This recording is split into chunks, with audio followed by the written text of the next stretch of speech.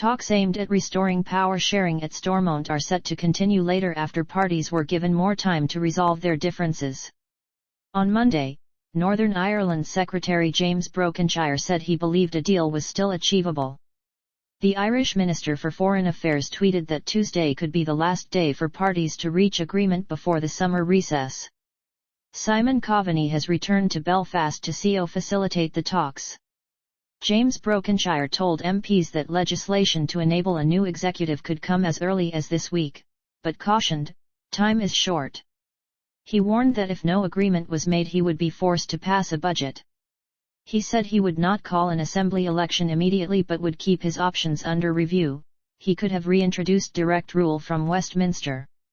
But the Secretary of State's optimistic tone is far removed from the atmosphere at the talks, says BBC News NI political editor Mark Devonport. All the responses from both the DUP and Sinn Féin indicate that there are still major issues to resolve. The most significant sticking points are disagreements over an Irish Language Act, same-sex marriage, a Bill of Rights and measures to deal with the legacy of the Troubles. Northern Ireland has been without a functioning devolved government since January, when the coalition led by the two biggest parties, the DUP and Sinn Féin, collapsed, over a green energy scandal. Mr. Brokenshire was updating MPs about possible next steps after Stormont parties missed last Thursday's statutory deadline to strike a power-sharing deal. I continue to believe that a deal remains achievable, and if agreement is reached, I will bring forward legislation to enable an executive to be formed, possibly as early as this week, he said.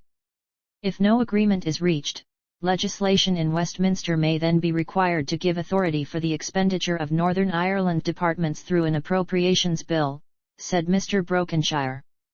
If we do not see resolution in the coming days, it is my strong view that those resources would need to be made available very soon. Accordingly, it would be my intention to make a further indicative budget statement to provide further clarity to the Northern Ireland civil service.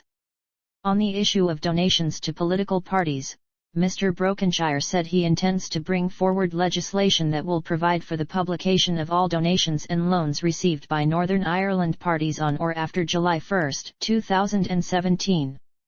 In January, the late Martin McGuinness, of Sinn Féin, resigned in protest over the DUP's handling of an inquiry into the Renewable Heat Incentive Scheme.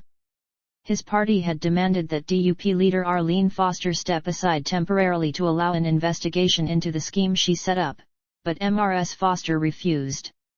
Over the past 6 months, and during 2 elections at Stormont and Westminster, the two parties have remained deadlocked over a number of issues.